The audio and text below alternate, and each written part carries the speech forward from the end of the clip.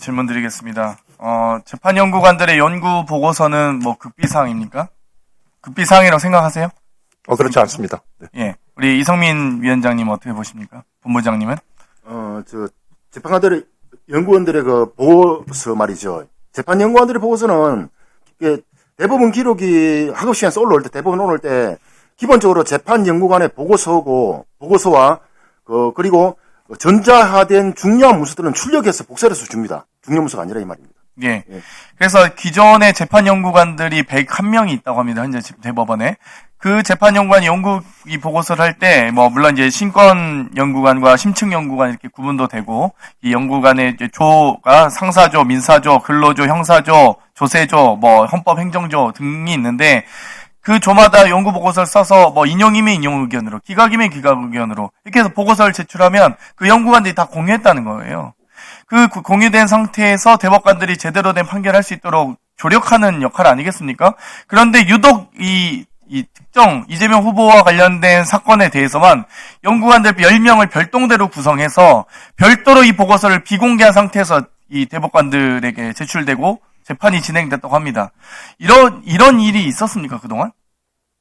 이렇게 졸속 재판은 지금 여러 얘기했지만, 재판 연구관들의 보고서가 이렇게 폐쇄적으로, 비밀리에, 아주 은밀하게 이렇게 진행되는 경우가 있습니까? 본부장님 한번 말씀해 주십시오. 대법원의, 실무를 담당했던 실무진 이야기가 이렇게 답변했습니다. 그 질문에 대한 대답으로 좋을 것 같은데요. 네. 그러니까, 기록이,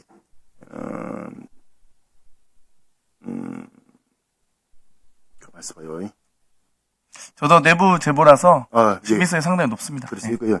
네. 그분이 이야기한 거라서 이 워딩을 그대로 좀 해주고 싶었어요. 전원 합의차의 사건이 배당되는 게 원칙이지만은 실무적으로는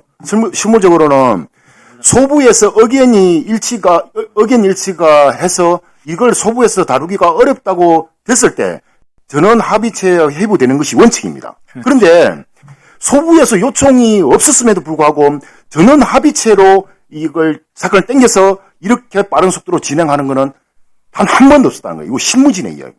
네, 맞습니다. 네. 원래 사건 배당을 소부에 회부하고 나서 소부에서 합의가 안 될 시에 소부의 요청사항으로 전원합의체 회부하는데 이 이재명 후보 관련된 사건은 4월 22일 날 사건 배당, 당일에 사건 배당되고, 당일에 전원합의체 회부되고, 당일에 이 전원합의체 심리가 이루어집니다. 이렇게 졸속으로 급작스럽게 진행된 사건이 이것밖에 없다는 거예요. 헌정사상 최초라는 겁니다. 맞습니다. 유일한 사건이고. 이런 사건 처음 봤다는 겁니다.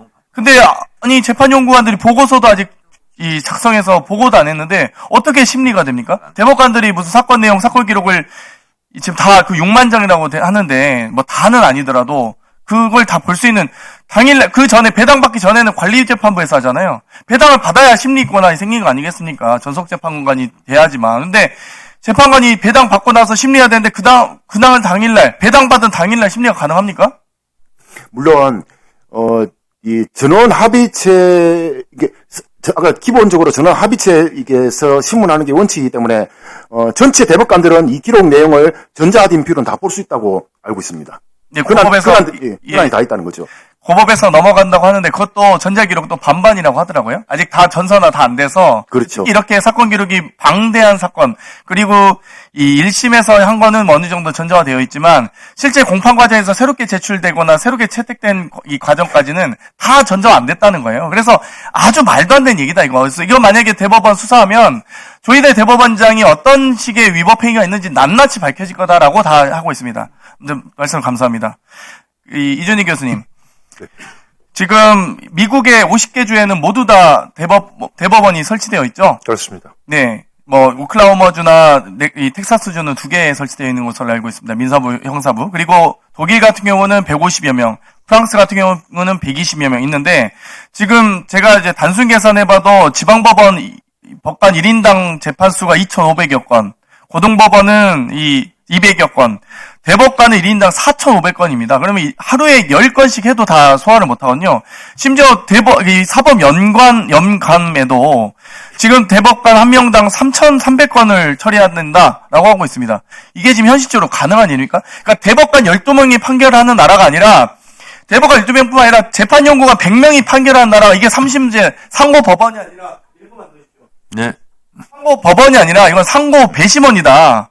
상고 법원의 재판연구관들이 다 소위 사건 이 재판권이 없는 연구관들 100명이 보고서 써서 올리면 거기에 대해서 12명이 마치 배심원처럼 선고를 하고 있다는 거예요.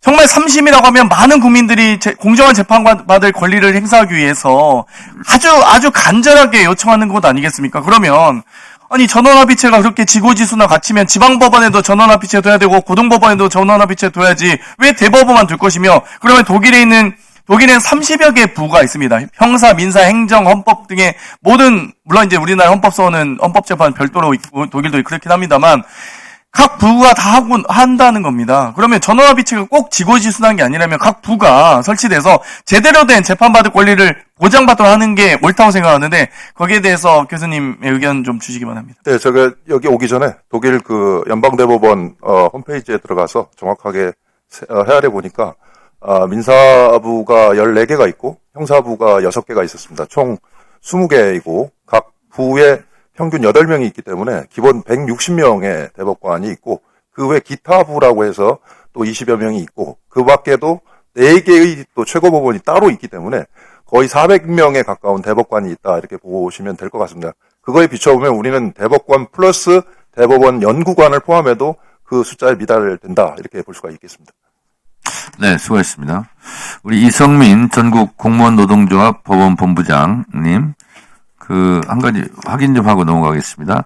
아까 조희대 대법원장 사퇴 성명을 냈고, 그리고, 조희대 대법원장 사퇴하라. 그러면서 법원에서 1인 시위를 하고 있다고 아까 말씀하셨죠? 예, 현수막 개천 포함해서요. 네? 현수막 개천 포함해서. 네, 현수막도 개첩하고, 1인 시위도 하고, 그러면 지금 모든 법원 앞에서 다 그렇게 하고 있습니까? 예, 그렇습니다. 언제부터 시작했죠? 화요일부터 시작했습니다. 원래는 월요일부터 하려고 했는데 이게 전체 이번 주 화요일부터요? 이번 주 화요일부터요. 네. 언제까지 하실 생각입니까? 사실은 조희대 대법원장이 사퇴할 때까지 했으면 좋겠는데 네. 이게 또 여러 가지 뭐 정치적인 사항들이 이게 좀 상황이 바뀔 것 같아서 네. 지금 상황으로는 종기를 정하지는 않았지만은 예. 최소한 대선 전까지는 해야 되지 않을까? 언제요? 대선 전까지는 해야 되지 않을까 싶습니다. 예. 그런데 이렇게 대법원장 사퇴하라고 모든 법원에 법원 가족들이 프랜카드 붙이고 또 1인 시위를 모든 법원에서 이렇게 하는 경우가 예전에 있었습니까? 법원 공무원들이 대법원장에다 사퇴를 요구하는 게 사실 쉬운 일이겠습니까? 절대로 쉬운 일이 아니고 정말로 고민이 깊어서 하는 일입니다. 네. 불이익도 있을 수 있지 않습니까? 그걸 각오하고 하는 겁니다. 그걸 각오하고, 예. 그러니까, 한마디로 말씀드리면, 법원 가족들의 조희대 대법원장에 대한 사퇴에 대한 요구는 그 어느 때보다도 더 높다. 이렇게 국민들께서 인식하시면 되겠습니까?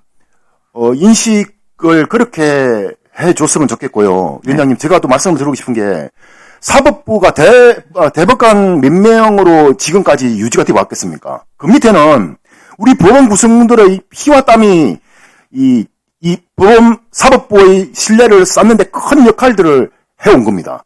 그 사법부 구성원들의 법관을 포함한 일반 구성원들까지 포함해서 그 사법부 구성원들의 피와 땀을 한순간에 무너뜨렸다 이 말입니다.